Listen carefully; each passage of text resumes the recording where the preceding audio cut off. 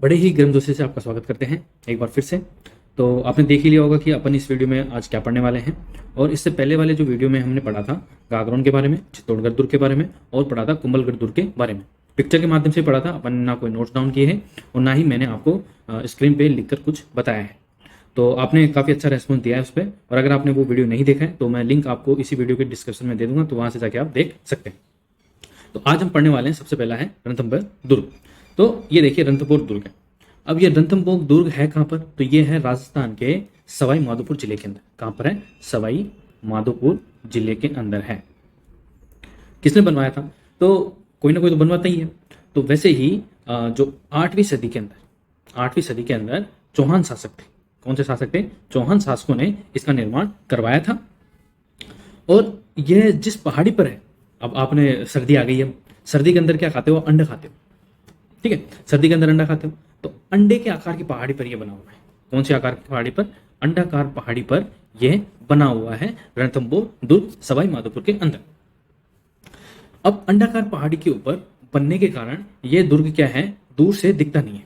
क्योंकि ये जो पहाड़ी है इसकी, जिसके ऊपर ये बना हुआ है, ये दूर से इसके ऊपर बना हुआ है, इसलिए ये दुर्ग दूर से दिखाई नहीं देता है। मतलब एक तरह से ये एक हाइड मतलब हिडन दुर्ग कहा जा सकता है दूर से। तो ये क्या है, जो आक्रमणकारी होते थे उनसे कब बचा रहता था। तो अंडाकार पहाड़ी पे ये हमने देख लिया। अब इस किले के लिए अबुल फजल ने एक किले के लिए और कहा था। किसके लिए? कुंभलगढ़ दुर्ग के लिए कहा था। क्या कहा था? हमने देखा था कि उसके लिए कहा था कि वो इतनी ऊंचाई के ऊपर है कि अगर उसको देखें और अगर जो देखने वाले की जो पगड़ी है उसकी पगड़ी नीचे गिर जाए, इतनी ऊंचाई पर वो है। अबुल फजल ने कहा था कुंभलगढ़ दुर्ग के लिए। वैसे ही अबुल फजल रणथंभौर दुर्ग के लिए भी कहता है। कौन कहता है? अबुल फजल कहता है। मैं आपको बीच बीच में नाम इसलिए लिखाता हूं ताकि आपके दिमाग में इमेज के साथ वो नाम भी बैठ जाए।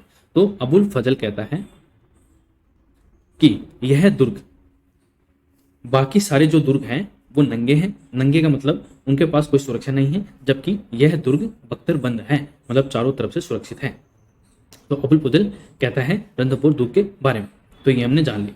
अब ये सेंटेंस है, तो ये सेंटेंस आपको किसी भी रूप में घुमा के एग्जाम के अंदर पूछा जा सकता है।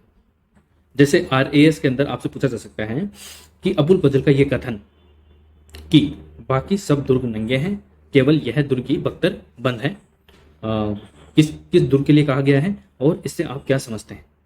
तो उसके लिए जो 20 वर्ड होते हैं वो आप, जैसे कि ये जो सेंटेंस है, ये जो कथन है, अबुल फजल ने रणथंभौर दुर्ग के अंदर रणथंभौर किले के लिए कहा गया है, और जो कि सवाई माधोपुर के ऊपर सवाई माधोपुर जिले के अंदर है, और अंडाकार पहाड़ी पर स्थित होने के कारण ये दूर से दिखाई नहीं देता है, इसीलिए अबुल फजल ने यह कथन कहा।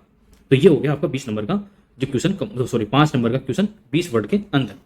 तो इससे क्या है कि आपने जो फैक्ट आपको जो याद है, जो कहानी मैंने आपको बताई है, वो अगर याद है आपको, तो फैक्ट को कहानी के साथ मिला के आपने 20 वर्ड के अंदर 5 नंबर का जो आंसर है वो कंप्लीट कर लिया। तो इससे ये फायदा हो गया। अब इसके अंदर एक और है, रणथंभौर दुर्ग हो गया, अंडाकार पहाड़ी हो गई, सवाई माधोपुर के जिले के अंदर ये बना हुआ है। किसने बनवाया था? तो 8वीं सदी के अंदर जो चौहान शासक थे उन्होंने इसका निर्माण करवाया था। अब इसके अंदर एक है 32 खंभों की छतरी, जो आपको ये दिख भी रही होगी, 32 खंभों की छतरी। तो छतरी क्या होती थी? जब शासक मर जाता था, शासक की मृत्यु हो जाती थी, तो उसके नाम पर कुछ निर्माण किया जाता था।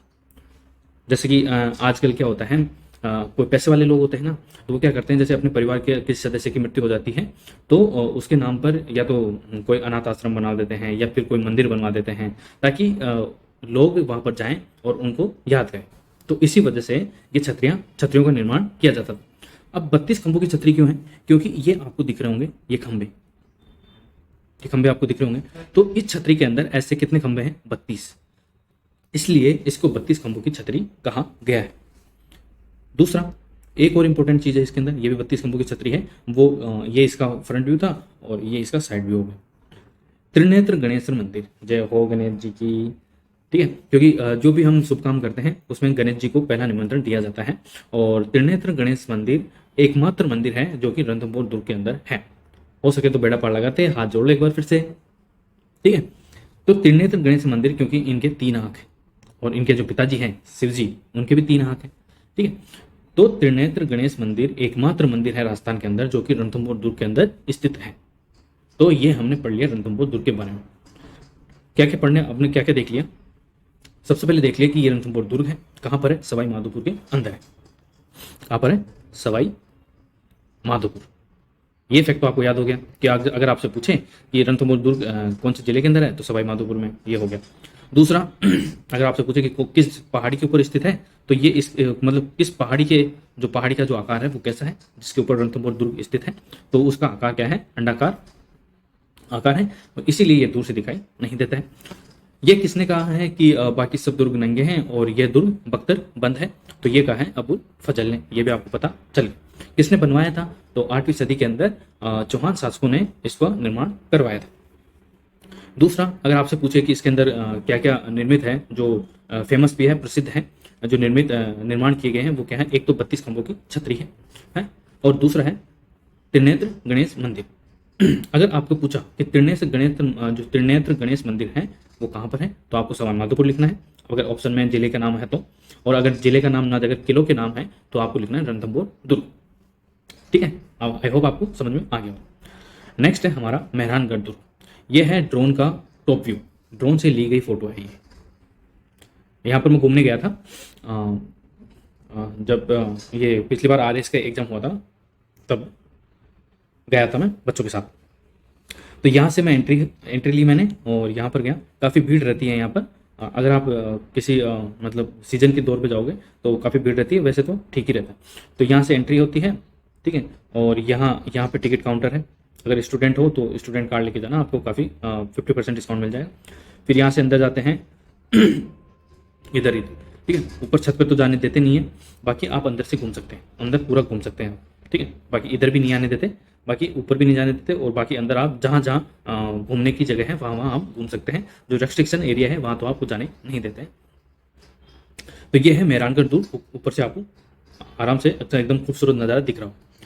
ये आपको ब्लू ब्लू दिख रहा होगा। जोधपुर का एक अन्य नाम और है जिसका नाम है ब्लू सिटी। क्या है? Blue city. कौन सी सिटी? Blue city. जोधपुर का जो अन्य नाम, अगर आपसे पूछा जाए कि जोधपुर को मतलब किस राजस्थान के किस जिले को नीला शहर कहा जाता है, तो वो है जोधपुर, क्योंकि यहाँ पर लगभग सभी घरों के ऊपर जो पुताई होती है वो नीले कलर की होती है। आपको दिख भी रहा होगा ब्लू ब्लू, इसलिए इसको ब्लू सिटी कहा जाता है। ये कौन है? तो ये है हमारे राव जोधा जी। कौन है? राव जोधा जी।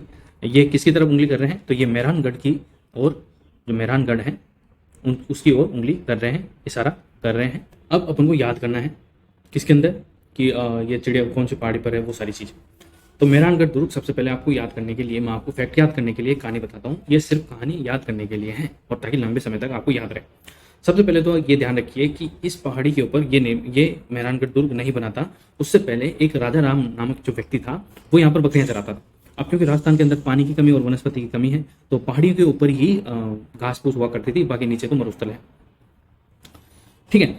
तो अब राजा राम के साथ बहुत सारी बकरियां थी, तो वो चराने जाता था इस पहाड़ी के ऊपर। अब पहले पता नहीं इस पहाड़ी का क्या नाम था, लेकिन राजा राम के पास थी एक गिलोल से वो क्या करता था, ऐसे पक्षियों को मारता था गिलोल से। अब मारता था तो पक्षियों की क्या होती थी, जो चिड़ियों को मारता था तो चिड़ियों के हो जाते थे दो टुकड़े हो जाते थे चिड़ियों के, और बहुत सारी चिड़ियों को मारता था। इस वजह से इस पहाड़ी का नाम क्या कर दिया, चिड़िया टूक पहाड़ी का नाम, ये चिड़िया टूक पहाड़ी इसका नाम पड़ गया, क्योंकि राजा राम जाता था, चिड़ियों को मारता था, उनके दो टुकड़े हो जाते थे, इसलिए इसको चिड़िया टूक पहाड़ी कहा गया। ये खबर पता चली किसको? राव जोधा, उस समय के शासक थे जोधपुर के। वो कहते हैं कि वो क्या है, इस किले का निर्माण करवा रहे थे, फिर ढह जाता था, फिर करवाते थे, फिर ढह जाता था। तो किसी ने कहा कि राजा राम की बलि दे दो, क्योंकि ये चिड़ियों को भी मारता है, तो चिड़ियाँ भी इससे मुक्त हो जाएंगी और ये किले का निर्माण भी हो जाएगा। ठीक साहब, राजा राम को बुलाया गया, बोले यार तुम चिड़ियों को मारते हो, तुम्हारी बलि दी जाएगी और यहाँ पे बनवाएंगे हम मेहरानगढ़ दुर्ग। अब राजा राम क्या बोलता?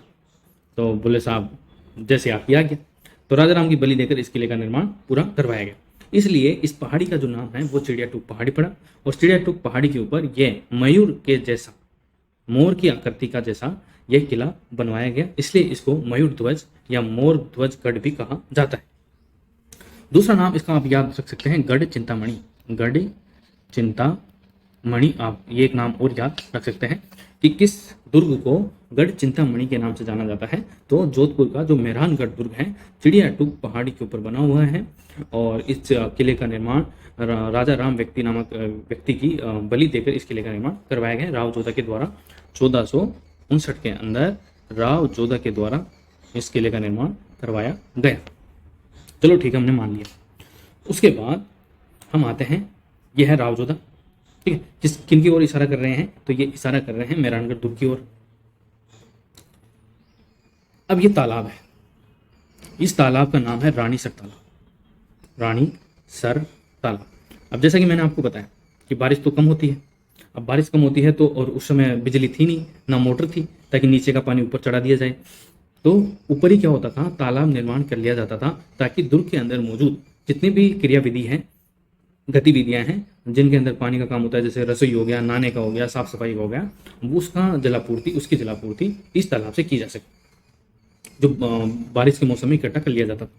इस तालाब का नाम है रानीसर तालाब, जिसका निर्माण राव जोधा की पत्नी किसने, जसमादे ने, जो जसमादे रानी थी, उन्होंने इसका निर्माण करवाया था। तो यह आपको पता चल गया। अब ये है सैन कक्ष, सैन कक्ष भी बोल सकते हैं इसको, शीश महल भी बोल सकते हैं, क्योंकि यहाँ पर पूरा का पूरा मिरर वर्क हुआ हुआ है। इसका वर्क है, कांच का कार्य है, कांच का कार्य होने के कारण यह पूरा शीश महल कहा जाता है। इसके अंदर आपकी शक्ल, जैसे ही आप अंदर घुसोगे तो चारों तरफ आपकी शक्ल दिखेगी, एकदम आप ही आप नजर आओगे, एकदम चमकीले चमकीले, ठीक है। तो ये है। फिर ये तोपे हैं, कुछ जोधपुर के मेहरानगढ़ दुर्ग के अंदर तोपे हैं जिनका नाम आप ध्यान रख सकते हैं, क्योंकि ये बहुत ही इंपॉर्टेंट तोपे हैं। और दुनिया की सबसे बड़ी तोप तो जयबान तोप है, जो कि आमेर के जो जयगढ़ दुर्ग है वहाँ पर स्थित है और सबसे टॉप फ्लोर पे है। वो हम पढ़ेंगे बाद में जब जयगढ़ दुर्ग पढ़ेंगे। उन तोपों का नाम है जैसे जो मेहरानगढ़ दुर्ग के अंदर है, एक तो भवानी तोप है, किलकिला तोप है, शंभू बाण तोप है और गजनी खां तोप है। तो ये मुख्य तोप है जो आपको ध्यान रखना है। ये तोप का मुंह है और ये है गोला तोप का। इसको छोड़ा जाता था दीवारों से, दुर्ग की दीवारों से, ताकि दुश्मन है वो ऊपर ना आ सके। उसके बाद है चामुंडा माता का मंदिर, जो कहाँ पर है, यह है मेहरानगढ़ दुर्ग के अंदर। अब चामुंडा माता का मंदिर स्पेशल जो हिंदू शासक हुआ करते थे वो मंदिर बनवाते थे ताकि उनको आंतरिक शांति और लड़ने की शक्ति मिले, क्योंकि पहले युद्ध बहुत हुआ करते थे। तो जय चामुंडा माता, जय चामुंडा माता, जय चामुंडा माता, हमको युद्ध में विजय बनाए, हमको युद्ध में विजय बनाए, ऐसे करके वो नारे लगाते थे। उनको जोश बढ़ जाता था अंदर सैनिकों में और वो दुश्मन के छक्के छुड़ा देते थे। तो ऐसे, तो आपको याद रखना है कि चामुंडा माता का मंदिर कहाँ पर है, तो मेहरानगढ़ दुर्ग जोधपुर के अंदर है। नेक्स्ट है मान सिंह लाइब्रेरी। इसमें आप कंफ्यूज हो सकते हो कि मान सिंह के नाम से अगर आपको याद आता है तो वो आमेर के शासक आते हैं, कस्बा वंश के शासक आते हैं, तो इसलिए आप जयपुर के शासकों का नाम इसके अंदर टिक कर सकते हो। अगर आपसे पूछा जाए कि मान सिंह लाइब्रेरी कहाँ पर है और जयपुर के शासक आपको दिए जाएं, तो उसमें आपको चांसेस है कि आपको टिक कर दें, लेकिन आपको टिक करना है जोधपुर मेहरानगढ़ के दुर्ग के अंदर ये मान सिंह लाइब्रेरी बनी हुई है। ये आपको दिख रहा होगा पुस्तकें, जिनके अंदर जोधपुर के इतिहास और जो भी रचनाएं हैं जोधपुर के शासनकाल के अंदर दौरान जो जितनी भी रचनाएं हुई थी वो आपको यहाँ पे देखने को मिलेगी। उसके बाद सिंगार चौकी। अब सिंगार चौकी क्या होती थी, सिंगार चौकी होती थी जिसके अंदर राजाओं का राज तिलक होता। राज तिलक का मतलब ये है कि एक राजा की मृत्यु होने के बाद, चाहे वो युद्ध में शहीद हुआ हो या फिर किसी बीमारी के कारण हो गया हो या फिर खुद रिटायर्ड हो गया हो, तो उसके बाद युवराज का जब राज तिलक होता था तो वो सिंगार चौकी के अंदर ही होता था। तो स्पेशल ये बनाई उसी के लिए गई थी कि यहाँ पर राज तिलक हो सके राजाओं को, ठीक है। और एक बात मैं आपको बताना भूल गया, फिर भी बता देता हूँ। जैसे कि अबुल फजल थे, उन्होंने रणथंभौर दुर्ग के लिए कहा है, कुंभलगढ़ दुर्ग के लिए कहा है, वैसे ही जो रुडयार्ड कीपलिंग है, कौन, रुडयार्ड कीपलिंग, इन्होंने इस किले के लिए क्या कहा है कि इस किले का निर्माण इंसानों ने नहीं बल्कि परियों और देवताओं ने किया है। इंसानों ने इसका निर्माण नहीं किया है बल्कि परियों और देवताओं ने किया है। अब 20 वर्ड के अंदर 5 नंबर का क्वेश्चन आरएस के मैथ के अंदर आपसे पूछा जा सकता है कि कौन से किले का निर्माण परियों और देवताओं के द्वारा किया गया है। इस कथन से आप क्या समझते हैं? सबसे पहले तो आपको इसका आंसर लिखना है कि रुडयार्ड कीपलिंग का ये कथन है और यह जोधपुर के अंदर चिड़ियाटूक पहाड़ी पर स्थित मेहरानगढ़ दुर्ग के लिए कहा गया है, जिसका निर्माण 1459 के अंदर राव जोधा ने करवाया था। बस आपका उत्तर कंप्लीट, 5 नंबर आपके पक्के हो। तो ये होता है कहानी और फैक्ट को मिलाकर आपको आंसर लिखना है, आपके आंसर का कोई मुकाबला नहीं कर सकता। ठीक है, आई होप आपको ये समझ में आ गया हो। उसके बाद मानसिंह लाइब्रेरी तक अपन पहुंच गए थे। रानीसर तालाब मैंने आपको बता दिया, जसमादे बेगम ने, सॉरी जसमादे रानी ने इनका बनवाया था ये तालाब। सैनकच हमने देख लिया, तोपे हमने देख ली, दुश्मन के छक्के छुड़ा दो, ठीक है, इंडिया वालों, तब वो वाला गाना यहाँ पे फिट हो जाता है। तोप चला देते हैं और दुश्मन के छक्के छुड़ा देते थे। इतनी ऊपर से और इतनी पावर से जब तोप चलेगी तो भाई साहब मतलब दुश्मन के छर्रे छर्रे मतलब परकच्चे उड़ जाते थे। तो काफ़ी बहादुर थे, उनको अपने इतिहास पे गौरवान्वित महसूस होना चाहिए, ठीक है। उसके बाद चामुंडा माता का मंदिर हमने देख लिया, लाइब्रेरी देख ही ली, सिंगार चौकी हमने देख ली, क्या राजाओं का राज तिलक कहाँ पर होता था, सिंगार चौकी के अंदर होता था। ये मेहरानगढ़ दुर्ग का एंट्री है। जैसे आप टिकट लोगे तो यहाँ से एंट्री करोगे और आगे जाके आप टिकट, जैसे टिकट दिखाओगे तो आपको एंट्री अंदर से मिल जाएगी। तो सबसे पहले आप एंट्री ही सिंगार चौकी के अंदर करते हो। और यहाँ आपको मैं बता दूँ कि आपको अगर आप वैसे पैदल पैदल जाओगे ना तो भी आपको इधर से आना पड़ेगा ऐसे, और यहाँ पर आपकी चेकिंग होती है, फिर आप यहाँ पे एंटर करते हो, ठीक है।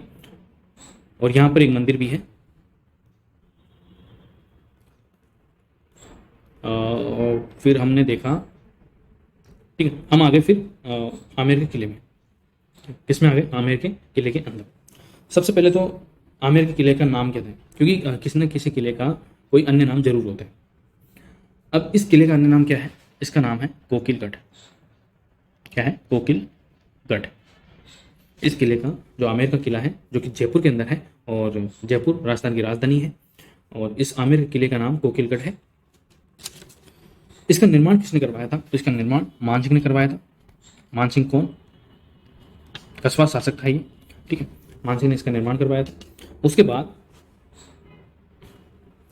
इसकी जो आकृति है वो कैसी है? वो महल के जैसी है। महल कैसा है? तो आप तो उसे बोल रहे हो कि यार ये तो घर जैसी आकृति है, तो महल भी ऐसे ही होता है, घर जैसा ही महल होता है, महल जैसा ही घर होता है, ठीक है। तो अपना जो घर है वो अपने लिए तो महल ही है, तो अपन तो उसी के पॉइंट ऑफ मतलब उसी के कंटेक्स्ट में समझे, ठीक है। तो ऐसा महलनुमा आकृति का है।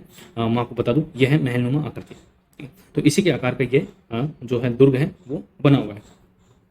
दूसरा ये, इसके अंदर एक भूल भुलैया भी है। भूल भुलैया वो मूवी वाला भूल भुलैया नहीं, कि भूल भुलैया का मतलब ये है कि अगर आप किसी एक रास्ते से एंटर करते हो तो आपको बाहर निकलने के बहुत सारे रास्ते देखने को मिल सकते हैं, ठीक है।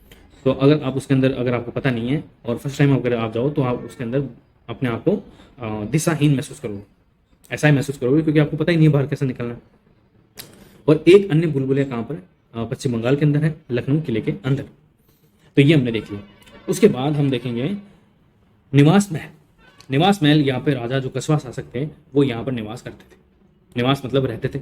यह महल आपको दिख रहा हो, इसके ऊपर जो ये नक्काशी दिख रही है, ये नक्काशी दिख रही है फूल पत्तियों वाली, ये नक्काशी दिख रही है, इसके ऊपर मुगल प्रभाव देखने को मिलता है। जैसा कि आपको पता है, हल्दी घाटी का जो युद्ध होता है 18 जून 1576 को, 18 जून 1576 को हल्दी घाटी का युद्ध होता है। उसके अंदर जो सेनापति होता है महाराणा प्रताप के विरुद्ध, वो कौन होता है? वो सवाई मानसिंह होता है। किसका सेनापति होता है? अकबर का सेनापति होता है। तो ये क्या थे? जो आमेर के जो शासक थे वो क्या मुगलों के अधीन थे, मतलब मुगलों के अधीन होकर काम करते थे।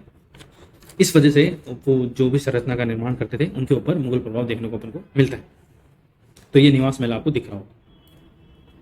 उसके बाद ये है आराम बाग। जब राजा युद्ध से लड़कर आते थे, थक हार जाते थे, रानी से लड़ाई हो गई तब भी हार जाते थे, मूड खराब था, तो यहाँ आराम बाग में आके हरियाली के बीच बैठ के और मस्त एकदम गजल वजल गाने वाने सुन के और यहाँ रिलैक्स महसूस करते थे। तो ये है आराम बाग, मतलब राजाओं का आराम करने का जो स्थान है उसको आराम बाग कहा गया। आपको दिख रहे होंगे ये फव्वारे हैं, ठीक है, और ये पेड़ पौधे हैं, मस्त एकदम मस्त मजे, एकदम शांति प्रिय है। अगर आपको कभी ऐसा लगे कि मैं पढ़ नहीं पा रहा हूँ या कुछ और ऐसा कुछ है, तो आप जाइए एकांत में और मेडिटेशन करिए, क्योंकि मेडिटेशन स्टूडेंट की लाइफ के लिए बहुत ही इंपॉर्टेंट पार्ट है, ठीक है। उससे आपका दिमाग शांत रहेगा, इधर उधर आप भटकोगे नहीं। तो ये आराम बाग है आमेर के शासकों के लिए। यहाँ पे आराम करते थे, युद्ध से थक हार जाते थे या कोई बीमारी हो जाती थी, रानी से लड़ाई हो गई तो तभी भी यहाँ आके अकेले बैठ के आराम करते थे। जैसे आप आमेर के किले के अंदर एंटर करोगे तो यहाँ पे हाथी भी चढ़ते हैं, ठीक है। और अगर आप कभी घूमने जाओ, ठीक है, तो हाथी के ऊपर जरूर बैठना। एक सवारी के 500 रुपये लेते हैं वो। थोड़ा बहसबाजी करके कम करवा लेना। बाकी ये जैसे ही आप एंटर करोगे तो सबसे पहले ये इतना बड़ा बरामदा टाइप आएगा, ठीक है, एकदम चौड़ा लंबा चौड़ा है। और यहाँ पे कुछ खाने पीने का पैटीज वगैरह, पानी वगैरह आप ले सकते हैं, क्योंकि चढ़ते चढ़ते आपको प्यास लग सकती है। हाथी के ऊपर जरूर बैठना, क्योंकि बड़ा ही रोमांचक दृश्य होता है हाथी के ऊपर बैठने का। मैं तो जयपुर का ही हूँ, तो काफ़ी बार बैठा हूँ मैं। उसके बाद मावठा। तो मावठा क्या है कि सर्दी के अंदर जो बारिश होती है यहाँ आमेर के किले के आसपास, और सर्दी के अंदर राजस्थान में भी बारिश होती है, किसके कारण होती है? तो वो पश्चिमी विक्षोभ के कारण, पश्चिमी विक्षोभ। और ये कहाँ से चलते हैं? ये चलते हैं भूमध्य सागर से, भूमध्य सागर से चलते हैं। वहाँ से जो नमी युक्त जो हवाएं हैं वो इस तरफ चलती हैं, और चलने के कारण यहाँ पे रुककर सर्दियों में बारिश होती है, जो राजस्थान में गेहूं की फसल के लिए बहुत ही इंपॉर्टेंट होती है, जिनको सुनहरी बूंदे कहा जाता है। तो उसी के कारण यहाँ पर उसको मावठ कहा जाता है। क्या कहा जाता है? मावठ कहा जाता है। हालांकि बारिश के दिनों में भी ये मावठा भर जाता है, लेकिन सर्दियों में काफ़ी यूजफुल रहता है ये इस पानी का, इसलिए इसका नाम मावठा निकाल दिया गया। क्या निकाल दिया गया? मावठा। आमेर के महल की बात कर रहे हैं अभी अपन, ठीक है। तो ये है मावठा, क्योंकि मावठ में बारिश होने के कारण ये काफ़ी भर जाता है, इस वजह से इसको मावठा कहा जाता है। अगर आपसे पूछे कि मावठा कहाँ है, तो आमेर के किले के अंदर है, जो कि जयपुर के अंदर स्थित है। उसके बाद अगला क्या है देख लेते हैं, ये हाथी का। जैसे ही आमेर से 2-3 किलोमीटर, 4-5 किलोमीटर आगे जाओगे तो हाथियों का गांव मिलेगा, जहाँ पे बहुत सारी आपको हाथी देखने को मिलेंगे। जो इनकी दिनचर्या है, इनका रोजी रोटी है हाथी, ठीक है। मतलब एक हाथी का, वहाँ पे इतने हाथी हैं कि जैसे ऑटो रिक्शा खड़े रहते हैं ना स्टैंड पे, एक ऑटो आ गया तो फिर अगले वाला जो खड़ा रहता है वो चला जाता है, वैसे ही। तो हाथी इतने हैं वहाँ पर कि एक हाथी का नंबर, दोबारा नंबर आने के लिए 1 महीना इंतजार करना पड़ता है, इतने हाथी हैं। इसलिए उस गांव को हाथी गांव कहा गया। क्या कहा गया? हाथी गांव कहा गया। वैसे अन्य नाम इसका क्या है? कुंडा। कुंडा भी इसका अन्य नाम है, जो कि जयपुर दिल्ली हाईवे पे आपको देखने को मिल सकता है। नेक्स्ट है केसर कैरी। अब केसर कैरी क्यों है यहाँ पर? क्योंकि यहाँ पर केसर उगाई जाती थी। ये आपको दिख रहा होगा। यहाँ पर घूमने वालों को जाने नहीं देते, ये रेस्ट्रिक्शन एरिया है, क्योंकि यहाँ पर विभिन्न तरह के आपको फूल देखने को मिलेंगे, ठीक है। फलों के मतलब जो फूल वगैरह हैं, वो विभिन्न तरह के फूल देखने को आपको मिल सकते हैं। तो राजा यहाँ टहलते थे, शासक जो आमेर के शासक थे वो यहाँ टहलते थे, ठीक है। यहाँ पर आते थे, पानी पी के फिर वापस टहलते थे ऐसे। फिर रानी, जब रानी आ जाती थी, 1 रानी, 2 रानी, 4-5 रानी आ जाती थी, तो उनके साथ फिर ये चौड़ा वाला रास्ता है, फिर यहाँ टहलते थे। क्या मजे रहे होंगे ना, मतलब कि एक राजा के 4-5 रानियां हैं, और वो रानियां रूठ भी नहीं सकती, बोले रूठ गई तो किसी दूसरे के पास चला जाएगा, तीसरी रूठ जाएगा तो तीसरे के पास चला जाएगा। तो अपनी तरफ से वो 100% देती थी कि कभी रूठ के कहीं तीसरे के पास ना चला जाए, दूसरे के पास ना चला जाए। तो रूठने का तो उनका मतलब संबंध ही खत्म कर दिया राजा, ठीक है। अब अपने क्या है, अभी हिंदू विवाह अधिनियम के तहत कि एक ही विवाह कर सकते हो आप, ठीक है। तो उसके अंदर तो ऑप्शन ही खत्म कर दिया अपने, तो रूठे तो भी यही है, नहीं रूठे तो भी यही है। तो वो वाली बात, मजाक है, मजाक, कहीं सीरियस हो जाओ। फिर यह है स्वाग मंदिर। तो ये भी आमेर के किले के अंदर ही है स्वाग मंदिर। तो यहाँ पर औरतें जाती हैं कि क्या है स्वाग मंदिर, तो ऐसा कुछ नहीं है। जैसे तंवार वगैरह होते थे, तो यहाँ पर राजा और रानी एक साथ आते थे और अपना जो व्रत है, फास्ट है, वो खोल लेते थे, बाकी वो कुछ भी नहीं है। अगर आपसे पूछा जाए एग्जाम के अंदर कि स्वाग मंदिर कहाँ है, तो ये है आमेर के किले के अंदर, जो कि जयपुर के अंदर है। उसके बाद ये है शीश महल। मैंने आपको वहाँ भी दिखाया था, और ये यहाँ भी आपको मैं दिखा रहा हूँ, ये है शीश महल, देख सकते हैं। ये है दीवाने आम। अब दीवाने आम का मतलब है जैसे कि जनता दरबार लगता है ना, वैसा ही। अब राजस्थान है, तो राजस्थान के अंदर पानी की कमी है, वनस्पति की कमी है, खाने के लिए चारा नहीं है, तो वो सारी चीज़ें। तो यहाँ पर राजा बैठ जाते थे और फिर जनता आती थी, जनता बोलती थी त्राहिमाम त्राहिमाम त्राहिमाम। अरे बोलो तो सही, काहे का त्राहिमाम? कि महाराज आज मेरी बकरी चोरी हो गई। तो मतलब पशुधन की चोरी हुआ करती थी तब। तो उनके पास सोना चांदी तो जवाहरात कहाँ से आया? तो बोले कि अब बकरी चोरी हो गई तो हम क्या करें, ढूंढो भाई साहब। अब एक किसान के लिए एक बकरी तो बहुत मायने रखती है, तो उसके लिए तो वही सब कुछ है, क्योंकि सुबह शाम 2 लीटर दूध मिल जाए, चाय मिल जाए टाइम पे, और शाम को बच्चों के लिए 1-1 गिलास दूध मिल जाए और सो जाए आराम से, तो फिर क्या ही चाहिए फिर दुनिया में, ठीक है। तो ऐसी फरियाद लेके आते थे। तो मैं भी गया था अपनी फरियाद लेके, ये आपको दिख रहा होगा, ये देखिए, मैं अपनी फरियाद लेके गया था। हे भगवान, हे राजा साहब, त्राहिमाम त्राहिमाम। इतनी मेहनत से वीडियो बनाते हैं और गला सूख जाता है बोलते बोलते, और व्यूज जो लाइक आते नहीं है, लोग सब्सक्राइब भी नहीं करते, देख लेते हैं बस, सब्सक्राइब नहीं करते हैं, लाइक भी नहीं करते हैं, शेयर भी नहीं करते हैं। तो कुछ करिए। तो मतलब आप मुझे कमेंट करके ये बताओ कि अगर आज जैसा जनता दरबार लगता और ऐसे राजा महाराजा हुआ करते, तो आप क्या क्या मतलब अपनी फरियाद लेके जाते, आप मुझे कमेंट बॉक्स करके जरूर बताएं। तो दीवाने आम होता है, और एक होता था दीवाने खास। मतलब अपने खास खास लोगों के साथ, जैसे कि आज कैबिनेट होता है, तो कैबिनेट के अंदर जो खास खास मंत्री होते हैं, जो इंपॉर्टेंट मंत्री होते हैं, इंपॉर्टेंट जो मंत्रालय होते हैं, उनके जो मंत्री होते हैं, उनके साथ बैठ के जो गुफ्तगू और जो गहन चिंतन और विचार किए जाते हैं, वो होते हैं कैबिनेट। तो उस समय भी दीवानी खास हुआ करती थी, एकदम करीबी लोगों की, ठीक है, राजा के करीबी लोगों की। तो दीवाने आम और दीवाने खास आपको मैंने बता ही दिया। उसके बाद मुगल प्रभाव, जैसे कि ये नक्काशी है, वो मुगल प्रभाव देखने को अपन को मिलता है। ये देखिए गणेश जी की मूर्ति आपको दिख रही होगी, उसके अगल बगल में फूल पत्तियों के जो चित्र हैं वो भी आपको देखने को मिलते हैं, ये मुगल प्रभाव में देखने को मिलते हैं, ठीक है। तो ये हमने देखा आज रणथंभौर दुर्ग के बारे में, मेहरानगढ़ जोधपुर के बारे में, और आमेर का किला जो कि जयपुर के अंदर है, उन सब के बारे में हमने देखा। आई होप आपको ये कहानी के साथ इफेक्ट आपको समझ में आएंगे, एग्जाम के पॉइंट ऑफ व्यू से आपको एग्जाम के अंदर हेल्प भी करेंगे, ताकि आपको कहानी याद रहे, तो कहानी के साथ साथ आपको फैक्ट भी याद रहे। तो ये वीडियो आपको कैसा लगा? अगर आपने चैनल को अभी तक सब्सक्राइब नहीं किया है तो प्लीज़ चैनल को सब्सक्राइब जरूर कर लें, और वीडियो पूरा देखने के लिए थैंक यू सो मच।